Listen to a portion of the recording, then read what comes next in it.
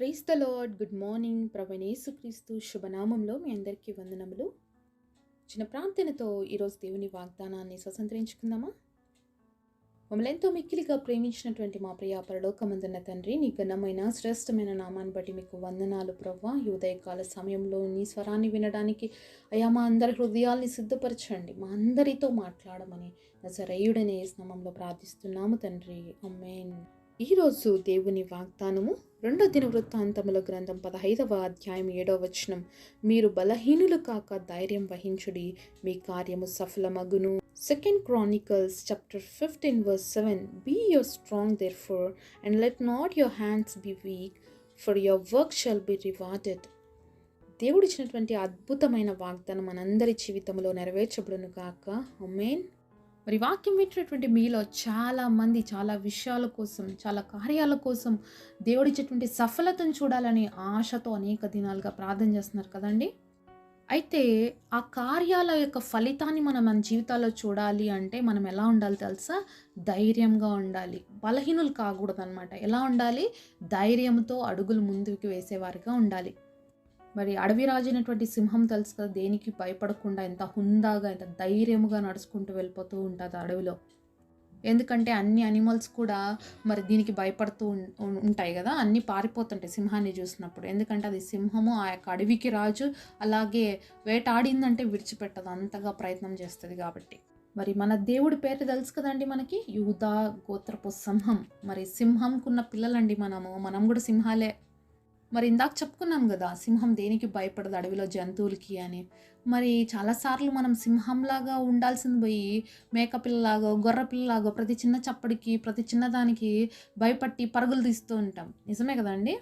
మరి యూదా గోత్రపు సింహమైనటువంటి మన పరలోకపు తండ్రి బిడ్డలుగా ఏ పరిస్థితుల్లో అయినా సరే ధైర్యంగా ఉండడం మనం నేర్చుకోవాలండి. మనము మరి సింహము లాగా ఉండాలి అనేది దేవుడి యొక్క ఉద్దేశం. సాతాను అప్పుడప్పుడు మనల్ని వచ్చి పలకరిస్తుంటాడు అనమాట. ఏమంటారు, తాటాకు చప్పట్లు భలే సౌండ్ వస్తుంది కదా గాలికి, ఆ చప్పుళ్ళు. మరి అలాగొచ్చి మనల్ని భలే భయపెడుతూ ఉంటాడు. అయ్యో ఇంకా జరగలేదా, ఇంకా అవ్వలేదా, అంతేలేండి, ఇంకే మీకు జరగదు, ఇంక ఇలానే ఉండిపోతారులేండి మీరు. లేకపోతే అయ్యో ఈ రోగం మిమ్మల్ని విడిచిపెట్టదేమో కదా, ఇంకా చచ్చిపోయే వరకు రోగంతో ఇలానే బాధపడాలేమో కదా, డాక్టర్లు ఏమన్నారు, బాగవ్వదన్నారా, ఇంకేం చేద్దాంలేండి. భలే చెప్తుంటాడండి సాతాను. ఏదో చాలా మనకు మంచోడిలాగా, చాలా మన క్షేమం కోరేవాడిలాగా, లేకపోతే మనకి ఏదో ఆత్మీయుడిలాగా మన దగ్గరకు వచ్చి భలే మాట్లాడేస్తుంటాడు. కానీ సాతాను మాటలకేమో మనం భలే లొంగిపోతూ ఉంటాం కదా. దయచేసి ఈ సాతాను చూపించే సానుభూతికి కానీ, మరి సాతాను పెట్టేటువంటి కలవరానికి కూడా మనం ఎప్పుడు కూడా లొంగకూడదు.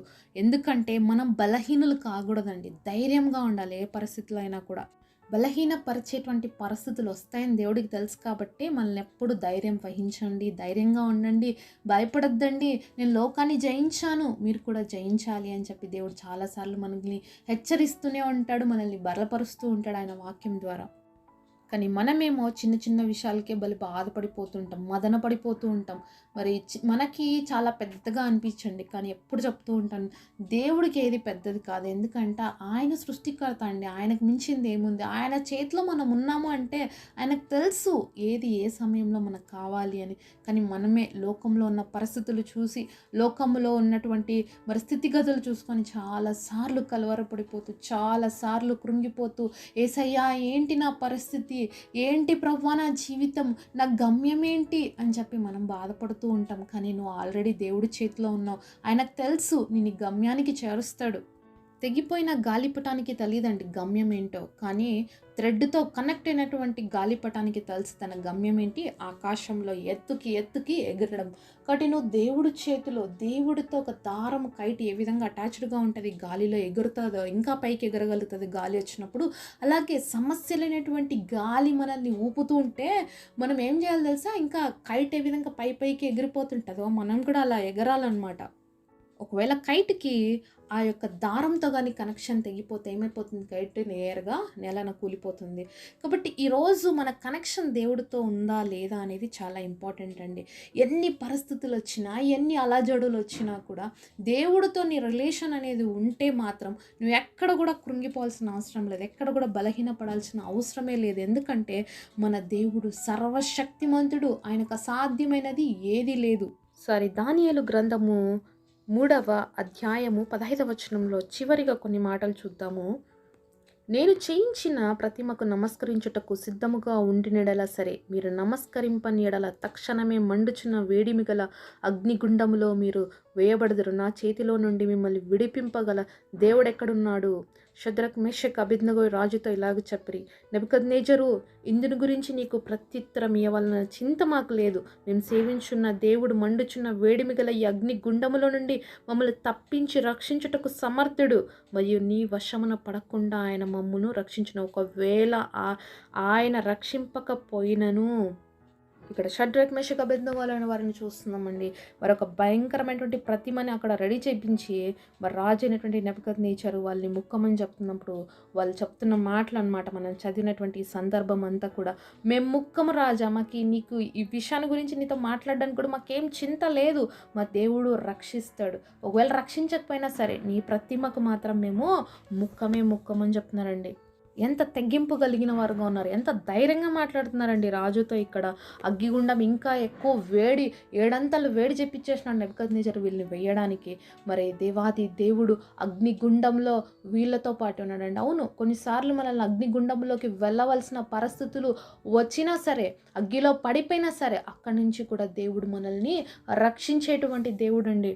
మరి వెళ్ళకుండా చేయొచ్చు కదా, ఆపేయచ్చు కదా, రాజు మనసు మార్చేయచ్చు కదా అని మనం చాలాసార్లు క్వశ్చన్ మార్క్స్ వస్తుంటాయి. మరి అలా చేస్తే నీ జీవితంలో ఉన్న విశ్వాసం ఎక్కడ అనేది ఎలా బయలుపరచబడుతుందండి? మరి నిన్ను అగ్నిగుండంలో వేసినా కూడా తిరిగి నువ్వు బయటికి రాగలవు అన్న నమ్మకం నీకు ఉంటేనే కదా నువ్వు ఇన్ని మాటలు మాట్లాడగలుగుతావు. లేకపోతే వాళ్ళు రాజుతో అలా చెప్పగలుగుతారా? వాళ్ళకి తెలుసు, రాజుకి ఒక్క మాట ఎదురు సమాధానం చెప్తే చాలు, రాజు తీసుకుపోయి అనుకునే చేసి పడేస్తాడు.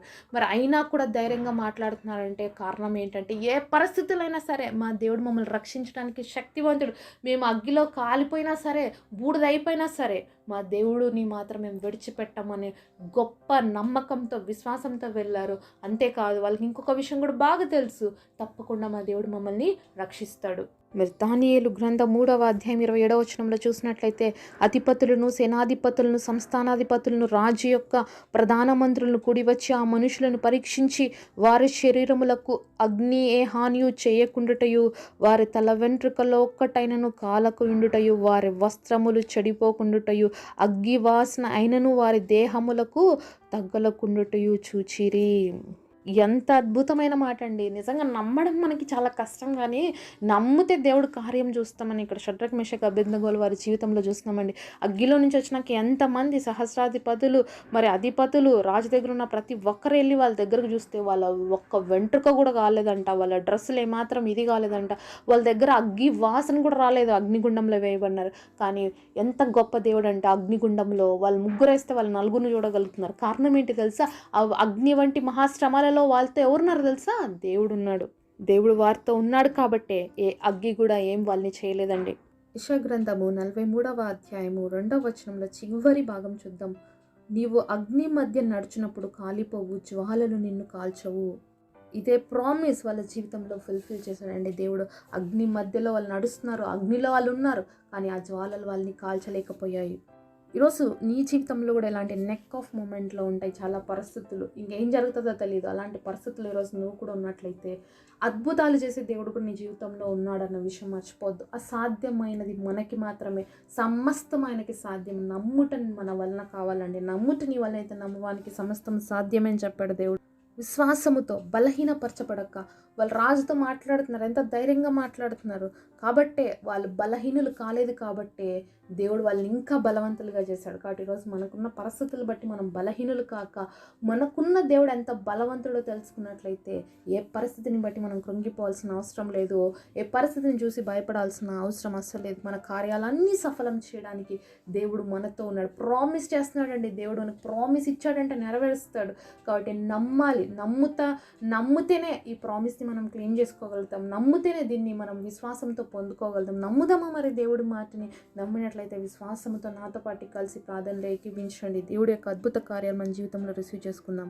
అయ్యా, ఈరోజు మాకు ఇచ్చిన వాగ్దానం ఎంతో గొప్పది తండ్రి. బలహీనులు కాక తండ్రి విశ్వాసములో తండ్రి బలవంతులుగా ఉండి నాయన మా కార్యాల సఫలత చూడడానికి మాకు శక్తిని కృపనివ్వండి. షడ్రక్ మెషక్ అబేద్నెగోలు ఏ పరిస్థితులైనా దేవుడి కోసం నిలబడతామని వాళ్ళు చేసుకున్నటువంటి ఆ యొక్క తీర్మానం వాళ్ళ జీవితాల్లో ఎంత గొప్పగా మీ కార్యం చూడగలిగారు అందరూ కూడా తండ్రి. అలాగే మా జీవితాల ద్వారా కూడా అనేకులు ప్రభు నీ వైపుకి రావడానికి, ఆకర్షించబడడానికి కృపనివ్వమని యేసు నామములో ప్రార్థిస్తున్నాము తండ్రి. ఆమేన్.